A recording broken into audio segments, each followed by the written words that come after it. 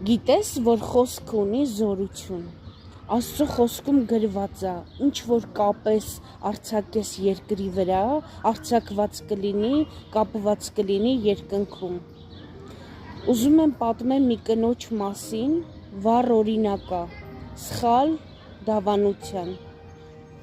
Այս կինը, որին անձամբ ճանաչում եմ, անընդհատ ամուսնուն ասում էր թաղեմ քեզ,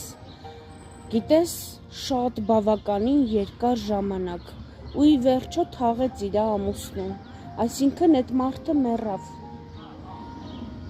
Գիտես, վառ օրինակ է, հա, ու այսպիսի բազմահազարավոր օրինակներ կան։ Աստծո խոսքում հստակ գրված է, որ այսպես էլ գրված է, որ դու բռնված ես քո բերանից դուրս եկած խոսքով։ Դրա համար, սիրելիս, ես քեզ կոչ եմ անում, որ շատ զգույշ լինես, ինչ ես դավանում, հռչակում քո կյանքի վրա, քո ընտանիքի կյանքի վրա։